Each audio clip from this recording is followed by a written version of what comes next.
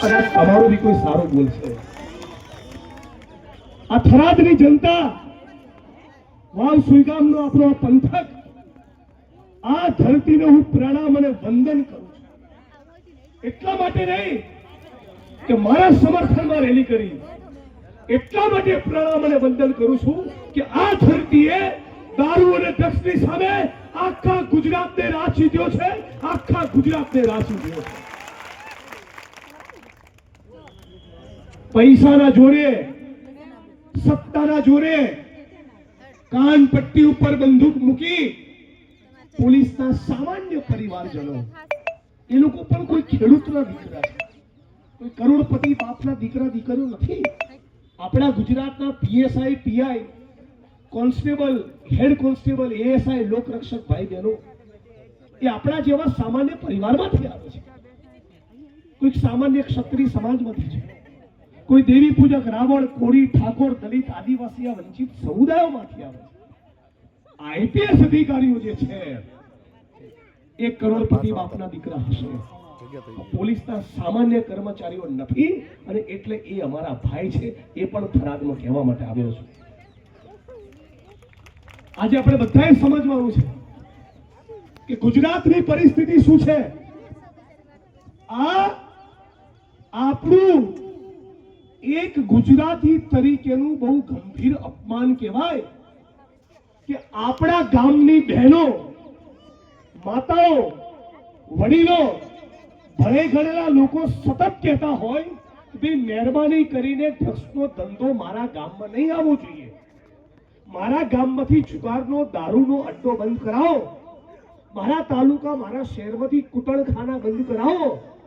અને છતાં સરકારી તંત્ર, પોલીસ પ્રશાસનના પેટનું પાણી ના લે, એનો મતલબ એમ કે તમારી કોઈ વેલ્યુ કરતા નથી.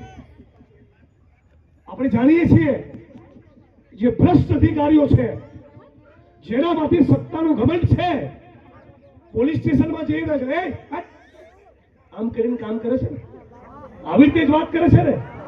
સારા અધિકારીઓની વાત નથી. જે બદતમીઝ છે, જે ભ્રષ્ટાચારી છે, જેને રૂપિયા છાપવા છે, જેને વહીવટો કરવા છે, જેને જુગાર અને દારૂ અને ડ્રગ્સમાંથી કમાવું છે, એ સત્તાના નશામાં હોય છે.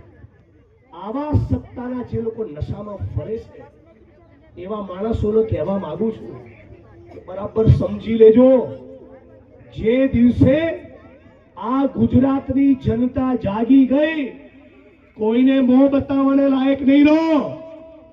આજ થરાદની અંદર એક પીએસઆઈ એ પોતે ડ્રગ્સનો બંધાણી બની ચૂક્યો છે. દાપણ કરવા આવો છો આજ થરાદની અંદર, છે કે નહીં ભાઈ? જાણો છો ને? નામ જોગ એટલા માટે નથી કેવું કે મારે ખરેખર પટો નથી ઉતારવો, બાકી ઉતારીને બતાવું વટકે સાથ.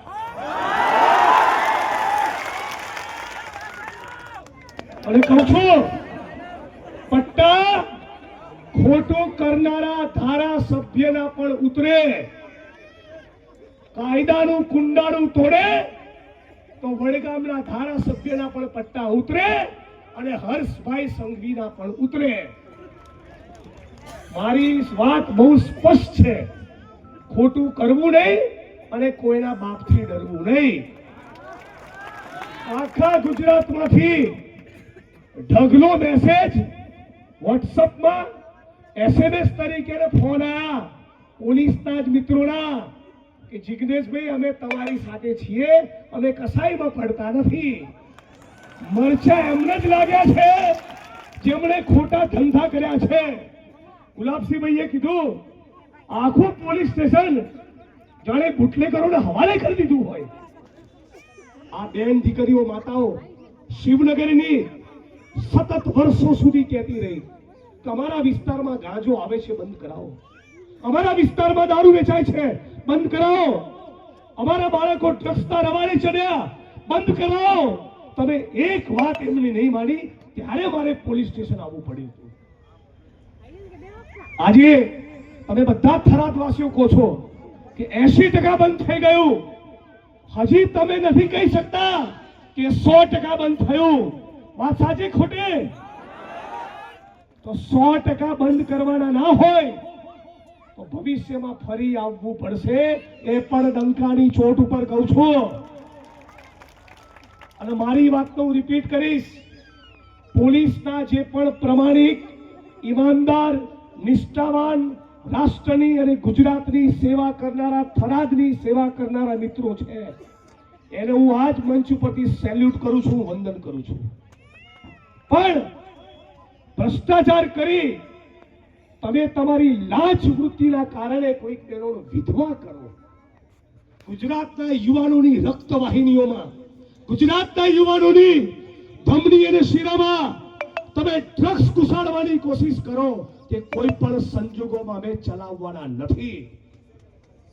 આપણા ગુજરાતમાં એક મિત્રો યાદ રાખજો, આજની તારીખે આપણા ગુજરાતમાં ઓછામાં ઓછા 17 લાખ પુરુષ અને 2.5 લાખ મહિલા એ ડ્રગ્સનું સેવન કરતી થઈ ગઈ. એ ગુજરાતના મોટા છાપાએ નોંધ્યું છે. કેટલા પુરુષો? 17 લાખ પુરુષ અને 1.85 લાખ એટલે કે 2.5 લાખ મહિલાઓ. આવું ગુજરાત જોઈએ છે? હે? કોઈ દિવસ આ દેશના પ્રધાનમંત્રી કે હાલ બાજુમાં કાર્યક્રમ કરી રહેલા દેશના ગૃહમંત્રી અમિત શાહે ગુજરાતની જનતાને કે ગુજરાતના યુવાનોને અપીલ કરી કે ભાઈ મહેરબાની કરીને આ દારૂ, જુગાર કે ડ્રગ્સના રવાડે ચડતા નહીં? કોઈ દિવસ આવી અપીલ કરી નથી. આ ગેનીબેન સંસદમાં બેસે છે. ગેનીબેન સંસદમાં કોઈ દિવસ કીધું? નરેન્દ્રભાઈએ, કમિતભાઈએ, હું આખા ભારતવાસીઓને અપીલ કરું છું, નવી પેઢીને અપીલ કરું છું કે ડ્રગ્સના ચાળે ચડતા નહીં. કેમ આવી અપીલ નથી કરતા? કેમ તમે ગુજરાતના યુવાનોને એવી શિખામણ નથી આપતા? કેમ કે ક્યાંક ને ક્યાંક ભારતીય જનતા પાર્ટીની એમાં સામેલગીરી છે, એમાં ભાગીદારી છે અને એમના હપ્તા છે કમલમ અને ભાજપના કાર્યાલય સુધી પહોંચે છે. ગુજરાતના દરિયાકાંઠે 72,000 કરોડનું ડ્રગ્સ પકડાયું. કેટલું? પહેલી લાઈન થી છેલ્લી લાઈન સુધી મને સાદ આપો તો ખબર પડે. ગુજરાતના દરિયાકાંઠે કેટલું ડ્રગ્સ પકડાયું? 72,000 કરોડ. કેટલું?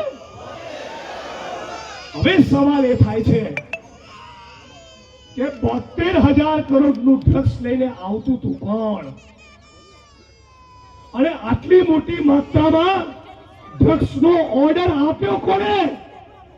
આ શાંતિલાલ ભાઈ ગુટકાનો થેલો લઈને અમેરિકાના એરપોર્ટ ઉપર ઉભા રહે, એ લોકો લેવાઈ જાય?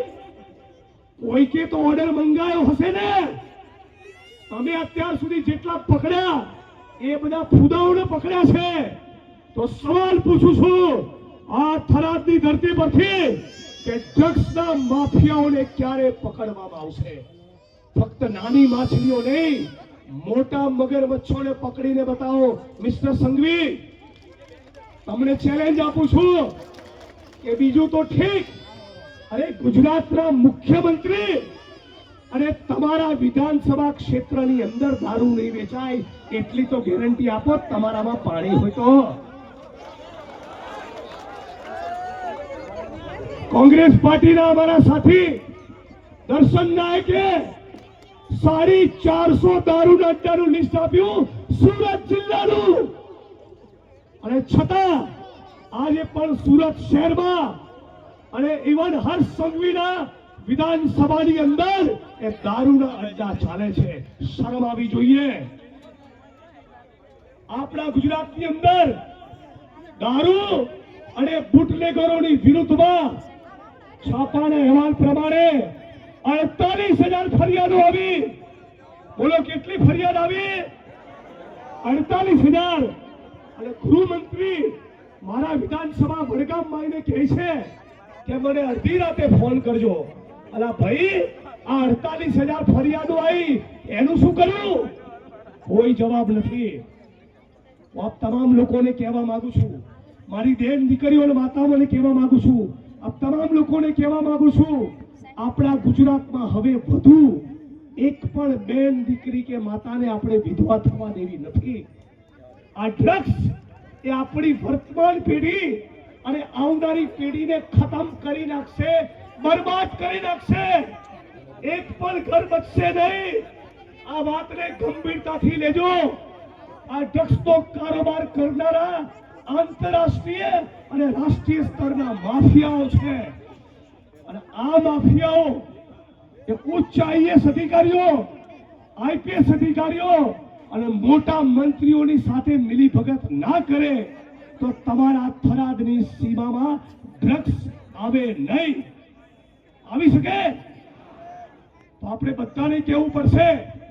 એક એક પરિવારને જગાડો, એક એક યુવાનને જગાડો. કોઈ પણ આપણા થરાદમાં, આપણા ગુજરાતમાં ડ્રગ્સ લેતું હોય તેના મા બાપને જાણ કરો, પોલીસ સ્ટેશનમાં જાણ કરો, મામલતદાર, પ્રાંત અધિકારી, એસપી અને કલેક્ટરને જાણ કરો. અને હું ફરી એકવાર મીડિયા સમક્ષ તો કીધું તું, આ મંચ ઉપરથી ફરી કહેવા માંગુ છું, આ વિસ્તારના જિલ્લા પોલીસ વડા અને પોલીસ ઇન્સ્પેક્ટર, હું જ્યારે રેલી લઈને આવ્યો ત્યારે એમની નોકરીને 12-15 દિવસ થયા હતા. એમનો ખાસ વાંક નથી એવું આ મંચ ઉપરથી કહેવા માંગુ છું. પણ જે ગુલાબસિંહભાઈએ કીધું કે બાકીનો એમનો જે સ્ટાફ છે, એક પીએસઆઈ જે પીઆઈ ના ઘમંડમાં ફરે છે, પીઆઈ ને ખુરશીમાં બેસવા નથી દેતા, પોતે ડીવાયએસપી જેટલો પાવર કરે છે અને એના ડીવાયએસપી, એ લોકોની જવાબદારી બનતી હતી જિલ્લા પોલીસ વાળાનું ધ્યાન દોરવાની કે તમારી કચેરીથી 200 મીટરના અંતરે ડ્રગ્સ વેચાય છે સાહેબ. આ એમની જવાબદારી બનતી હતી. ઊંચા અવાજે બોલ્યો અને હજી ઊંચા અવાજે બોલીશ. જેના પાપ હોય એને ડર લાગે. મારે પેટ્રોલ પંપે નથી, ગેસની એજન્સીએ નથી, ખાણ ખનીજની લીઝે નથી, હું જમીનની ફાઇલે ચડાવતો નથી અને મારે 1 ઇંચ જમીને નહીં કરાવવાની નથી. એટલે બોલી શકું છું. તમને પણ કહું છું, આ મંચ ઉપર બેઠેલા મિત્રો અને ઓડિયન્સમાં બેઠેલા મિત્રો, પોટલીઓ મારતા હોય તો બંધ કરી દેજો. તમારી આવનારી પેઢી બરબાદ થશે. આ ડ્રગ્સ એ કોઈને છોડશે નહીં. 70-72 હજાર કરોડનું ડ્રગ્સ તો પકડાયું. જે ડ્રગ્સ નથી પકડાયું એનો આંકડો તમે કલ્પના કરો. યુનાઇટેડ નેશન્સ એની એક સંસ્થા એ ડ્રગ્સના કારોબાર ઉપર આખી દુનિયામાં નજર રાખે. એ સંસ્થાએ અભ્યાસ કરીને કીધું કે આખી દુનિયામાં 8% ડ્રગ્સ પકડાય છે, બાકીનું 92% પકડાતું નથી. તો ગુજરાતની અંદર આપણે એવું માનીએ કે 50% ડ્રગ્સ પકડાયું તો એનો મતલબ એમ કે બાકીનું 2 થી 3 લાખ કરોડનું ડ્રગ્સ એ ગુજરાત અને ભારત ભૂમિમાં ફેલાઈ ચૂક્યું છે. આ સર્વનાશને નોતરું છે. આ બરબાદીને આમંત્રણ છે. તમારું મારું કોઈનું ઘર નહીં બચે અને એટલા માટે કોંગ્રેસ પરિવાર અને તમારો સાથ સહકાર લઈને આખું ગુજરાત જગાડવા નીકળ્યા છીએ. હું લાંબી વાત નહીં કરું, કેનીબેનને પણ સાંભળવાના છે, પણ તમામ લોકોને